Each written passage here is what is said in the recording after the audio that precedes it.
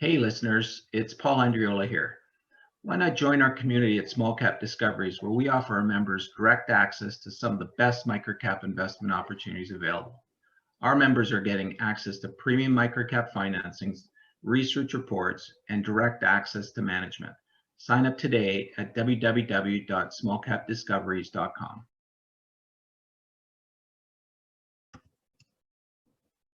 Hi, everyone. Welcome to the Small Cap Discoveries conference call. Today on our call, we have Ronnie Jaegermann from Waterways Technologies. Waterways trades on the TSX Venture Exchange under the symbol WWT and on the OTC under the symbol WWTIF. The company is currently trading at 31.5 cents with 137 million shares outstanding, or about a $43 million market cap. I'd now like to hand it over to Paul Andriola. Hey, thank you, Trevor. Ronnie, great to have you back again. We just had some technical difficulties. so my apologies, and thank you for doing that. I'm going to start by saying, so Waterways Technologies, we met about 2 months ago. We chatted a little bit about the business. As a matter of fact, Waterways was made it on our list of sort of cheapies with a chance is what we call. So we know a little bit about the business, but it's great to have you here to really tell our audience much more about the business. So I'll hand it over to you. You have a presentation. I'll just let you run with it. And hopefully this time we don't have any technical issues. I really hope so. So I think it's not morning anymore, everybody. So good afternoon, everybody in Vancouver and Toronto or all over Canada. My name is Ronnie Jaegermann. I'm an active director of Waterways Technologies. I've been with the company since 2019. And I'd like to tell you a little bit about our company. I also want to add the company is traded on the Frankfurt Stock Exchange as well, not only on the venture and on the OTC. And we are an irrigation company. We're an agri-tech company. We spread Israeli technology when it comes to smart irrigation around the world. And we come from a very small country, but a country that has a lot of technology, especially in the ag tech space. We are a global provider of water irrigation and cultivation technology for farmers around the world. As I said, our technology is manufactured and was developed in Israel, and Israel is the leading country in providing smart irrigation solutions to farmers around the world. We have 400 customers around the world. And when we wake up in Israel, that's where I'm now. That's where the company's main activities are still managed from. When we wake up in Israel, our Chinese business is already in operation. We have a fully operational subsidiary in China. When it's daylight for us, our business works in a country like Uzbekistan, which is in Central Asia. We, of course, work in Israel, where we export our business, but we also have cannabis irrigation projects. I'll talk to this a little bit further in the presentation. And when the sun sets in Israel, our Canadian and South American business start working. We have a fully owned subsidiary in Canada, which provides irrigation and ag supplies solutions to Canadian and a little bit to American farmers. So we had growth, huge growth in the first half of 2021.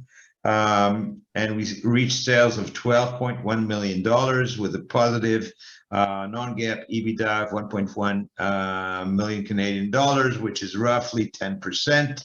And I'll tell you a little bit about our funding later in the deck.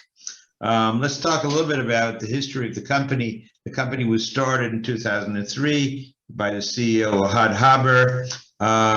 In March of 2019, we thought, well, actually at the end of 2018, we thought that we want to grow the company. That's when I joined it.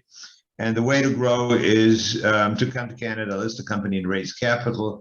And we did. We raised about $5 million in 2 tranches. and we listed the company in March of 2019. We immediately, after going public, we started with an M&A strategy, and we had no business, zero business in Canada. And we thought it would be wise to start an irrigation business in Canada. So we found a small irrigation distributor in Hartnett Grove, which is about, I think, 12 or 15 miles south of London, Ontario.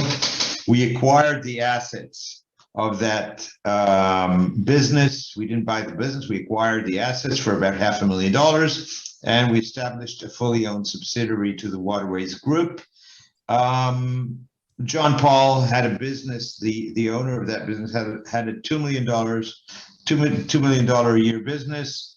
Once we took over, because we had good funding and we had good tech, the business is doing roughly $4.5 million this year. So double what we did what the business did in 2018, all of that in about 2 years.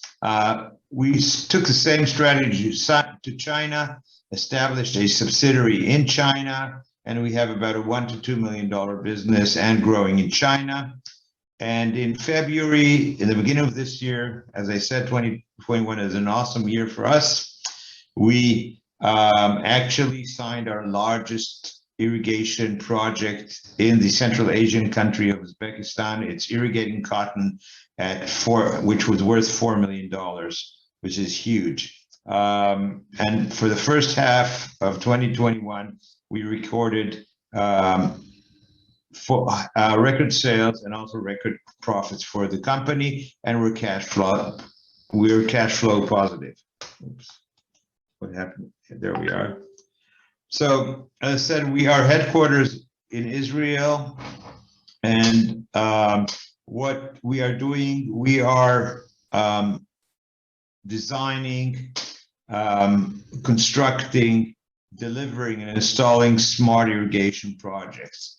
The technology is based on drip irrigation. What is drip irrigation? It means that instead of irrigating what we call flood irrigation, we put hoses which have holes in it near the root of the plant or and the length of the field, and water and fertigation or fertilizers is transported through those hoses and dripped in certain times of the day to the root of the plant. Now, this is the best economical way to irrigate crops because it takes very little water and gives the plant exactly the amount of irrigation that plant needs. And believe it or not, this also delivers the highest value or the highest amount of crop per specific area than any other irrigation system in the world. So this is predominantly what we do, and we deal in a market where water is becoming really, really scarce. There's global warming, everybody talks about it, but it's something that is very real. Our summers are getting longer and our water is getting scarcer. California, which is very near to Canada, has no water anymore. The dam in Vegas is half empty. Okay, Lake Mead is half empty. There's no more water. So just all of the western of the United States will have to, in the next coming years, stress and create smarter ways to irrigate crops. Otherwise, there's not going to be water to irrigate those crops. And that's where we come in. So that's a huge opportunity for Waterways because of the business it is in. Our business comes from Israel, and the reason that Israel developed smart irrigation solutions is that because Israel was founded in 1948. It's a very small country, 22,000 square kilometers. We had a lot of enemies around the country, but we needed to be self-sufficient with our food. When the company was started, there were 650,000 people in the country. Today, there's over 9 million people. So the only way we could grow crops is develop irrigation systems which use very, very little water. And this solution, by the way, is also very green because it uses very, very few amounts of water and therefore doesn't hurt the whole area. And in Israel today, 90% of our water is the water we drink is desalinated, so we don't use water from our biggest natural reservoir, which is the Lake of Galilee, where Jesus walked on the water. And today, to irrigate, only brown water or recycled water is used in Israel. So we are a very green country. We try not to exploit earth by using very smart and very little water to irrigate crops. We have taken a strategy to target high-value crops. By high-value crops, I mean cotton, but blueberries, cannabis, you'll see later other crops, because the investment in those crops and the high yield, or the most popular crops today with farmers around the world is avocado, because it's thought about as a superfood, so everybody wants to grow it, and the prices are rocket high. So this is where we concentrate. That's sort of the business where we try to be, because farmers can pay for that investment. So an investment in a smart irrigation project is probably much higher than a flood irrigation system, but the turnaround and the value of the crops is higher than using traditional irrigation systems. So, as I said, we're spread around the world. We have our headquarters is in Canada as a holding company. Our operational headquarters is in Israel. And we have 2 sales subsidiaries, one in Canada and one in China. And I think in 2022, we'll probably grow to another area. So we'll have a fully sub on the ground somewhere in the world. And that's how we want to expand the business, both through geographic acquiring distributors, which are present in several geographical locations, but also through investment in technology. I'll give you a little bit of example of how we work and what's the value we bring farmers around the world. So a smart irrigation system is comprised of over 1,000 components. They include the hoses, the drip lines that I discussed before, valves, filters, sometimes sprinklers, and a lot of components. But the basic unit, which is a smart part of the system, is a computerized control system.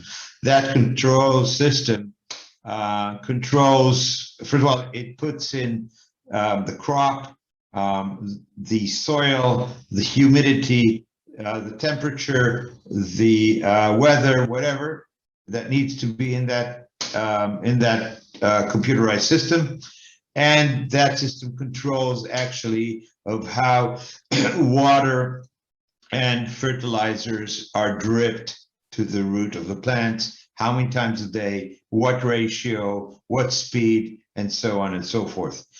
So this is sort of a system we did in Uzbekistan. We were one of 6 bidders to a government bid to irrigate cotton in Uzbekistan. Why? The government wanted to build a textile industry. So to build the next textile industry, obviously you need to grow cotton. And it's a very arid country. It's in Central Asia. And we won because we brought in a total solution, not like our competitors. Excuse me. And it started very small. It was a $500,000 project. But it was so successful that we got a second order in 2020. And then we got the highlight, which is 1,200 hectares in 2021, which is a $4 million contract. And I believe, I don't want to make any forward-looking statements, but I do believe we'll have significant business in Uzbekistan for, again, irrigating cotton, both in 2022 and 2023. Another interesting system that we put in was a medical cannabis irrigation system. This was the first ever system that we tried in the cannabis business. This was in 2019. Cronus came to Israel. Israel is known for growing medical cannabis and developing medical cannabis. We have over 120,000 patients today.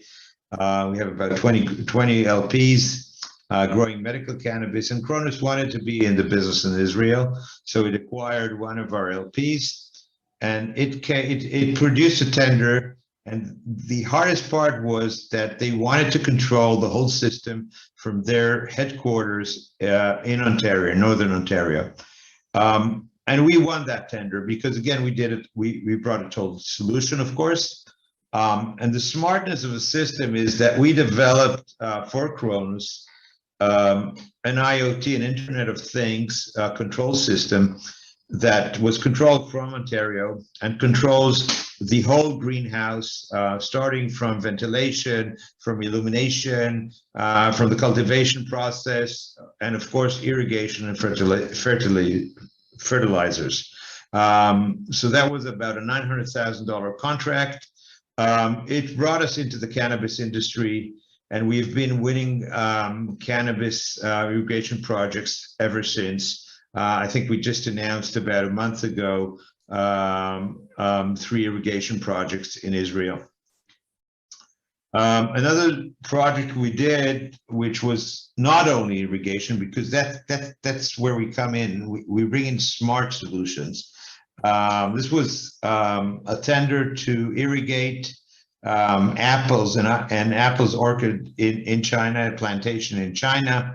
And because we had brought full agronomical support, we provided the whole system, including the import of resistant apples rootstocks, which are the essence. It's the plants themselves. The last sort of system that I wanted to show you is actually how we actually do good to society.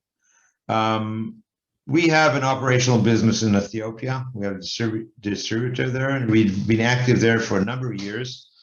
And because we brought to Ethiopia, to the farmers, smart irrigation, the government helped finance this. They were able to grow a super product like passion fruit. Okay, so it means that Ethiopian farmers can actually grow high yield crops, can make a lot of money, and this is really bringing to a poor country like Ethiopia a chance to grow, to make money, and to grow the economy of poor African farmers. And I'm really proud of that. We have probably $1.5 million business every year in Ethiopia for several crops. I think the last one we did was actually mango growing. So a little bit about the capital structure of the company. We have 137 million shares outstanding, 37 are still in escrowed. And that is because we did a private placement of $4.4 million in July. We closed in July. After we published our results for Q1, we were approached by a Canadian broker. He said, did we need capital? We said yes. And we went and completed in no time a private placement of $4.4 million at 12 cents. The stock was trading at the time at 15 cents. And we gave each investor a warrant at 18 cents.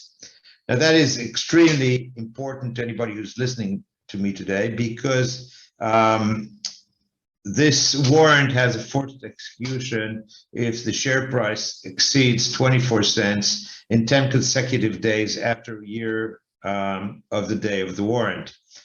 And we really believe, the stock is right now 31 and a half.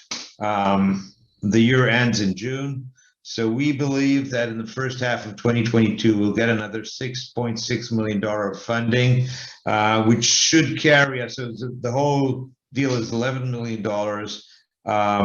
It really secures the future of waterways for the next 3 years and gives us cash to do some acquisitions as well. And it's just calculated. Anybody who invested $100,000 in the private placement is worth today $380,000. So that's not a bad return after five months. And I think I have a lot of happy investors. And you know what? I'm really happy about that, because part of my job is create shareholder value to our shareholders. I think we're doing just that. So this is our management. Ohav Haber is the CEO. He's about 63. He had 30 years of experience in managing irrigation business, both as an employee, but then he founded the business, as I said before, in 2003.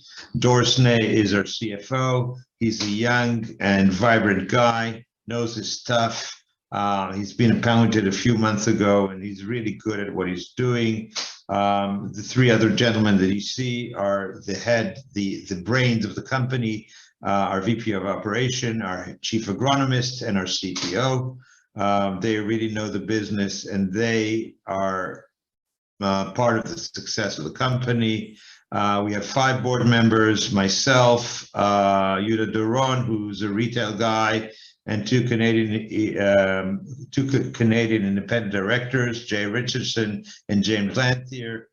James is the CEO of Mindset Pharma, a psychedelic company which has raised a lot of cash in the last year, and I think traded on the CSE. Let's look a little bit about our financial results. This is Q2 of 2021 versus Q2 of 2020. You can see sales were up 78%, 3.7 to 6.6. I think that's amazing. Gross profit has improved, and we're going from a negative EBITDA to a positive EBITDA, from a negative non-GAAP to about $400,000 of non-GAAP EBITDA. As I said, for the whole year, for the whole half a year, for the 2 quarters, the sales were 12.1, and the EBITDA, the positive non-GAAP EBITDA, was 1.1 million Canadian dollars, which I think is really record sales. I think we'll have a very good year also for all of 2021, and I really hope that we'll have a year of growth in 2022. So I'm pretty much finished. If anybody wants to ask questions, I'm happy to take questions. And thank you everybody for listening to the Waterway story.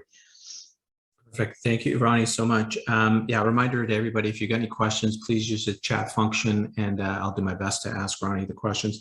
Ronnie, I've got a couple questions for you right now. You did mention earlier that, for one project you were bidding against 6 other competitors. Give us a sense of what the competitive landscape looks like. Are they much bigger than you? Are they smaller? Are they, we're a midget in the area of giants. Okay. Most of our competitors are Israeli companies, the largest being Netafim, which is a giant company. They have sales of about, I think, $1.3 billion. They're owned today by Mexichem. The other 3 companies are Israeli companies with sales of hundreds of millions of dollars. And when we go to a project, we don't bid to a lot of projects, but when we bid, we normally win because they take us for the solution, because we are solution providers. We're not bound. The other competitors are manufacturers. Okay, so we're more of a systems house, and that's how we get our business, because we provide a total solution and we're not bound by any manufacturing restraints. And are RFPs typically how you win business, or how do you go out and get your business? We've gained a reputation for ourselves, so it's a repeating business. Clients know us around the world. They come to us. One success leads to the other exit. We don't invest a lot in sales and marketing, maybe zero, or the most we invest today is in IR. Mm-hmm. Okay, gotcha. True. True. The business comes to us. We have agents. We have distributors.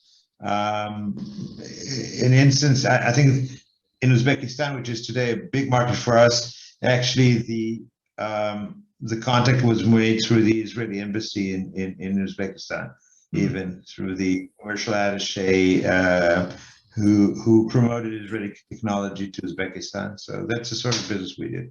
Mm-hmm. Now, from a technology standpoint, you sort of mentioned that a lot of it is your system integrator to some degree. You're taking products that are more or less off the shelf. Maybe there's some proprietary. Some are private labels for us, some are white labels for us, and some are off the shelf. You're right. Okay, gotcha. Yeah. Give me a sense of like where the trend's going. Are you guys working on any more proprietary technology, or what? Yes, where do you see? We are working on, because we don't have enough volume yet, we haven't acquired yet a manufacturing facility which has IP. Once we're big enough, we get into $50–60 million of sales volume, then it'll justify our own manufacturing facility. So you'll see IP coming from there, and you'll see gross margin going from, we're today at about 18%. We strive to get to about 35 to 40%. Okay. Now, you mentioned the warrants, and there's a future infusion of capital here. Maybe give us a little more detail on where you think you're going to be using that capital. The capital will go mainly, we're cash flow positive, so we don't have cash needs. We're 22 employees in the company for a business doing a run rate of about $20 million. That's not bad. Mm-hmm. So it'll go mainly either to finance large projects. Okay, so sometimes we have needs for financing, and then we can finance all, or to do some acquisitions. Okay, and then as far as acquisitions go, give us a sense. Are you looking for more geographical reach, or are you looking for technology? How can you tell? We're targeting two kinds of acquisitions. Mm-hmm. One, like the ones we did, which is acquiring a distributor. So essentially we're going to geographical area and buying the market, or buying the sales, if you wish. The other one was to grow through technology, so acquire, let's say, a filtration company or something of that sort that would give us an edge and a higher gross margin, which is complementary to our to what we sell around the world. Mm-hmm. If we were to look way out in the future, let's say 5 years from now, what does this business look like? What do you maybe geographically, maybe product offering wise, size? What can you tell us? We'll see a business that has a large manufacturing facility, mm-hmm.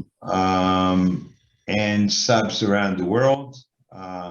With I'm not allowed probably to make forward-looking statements, but three digits in sales. So clearly, I mean, the business opportunity is there. The business, Paul. The business. There's so much business to be done in this business. Like, mm-hmm. It's a business. it's sort of fragmented and not fragmented, because like Netafim, as I said, which is the largest of its kind worldwide, it is everywhere because it's known for its technology. It's a unique technology. It's excellent.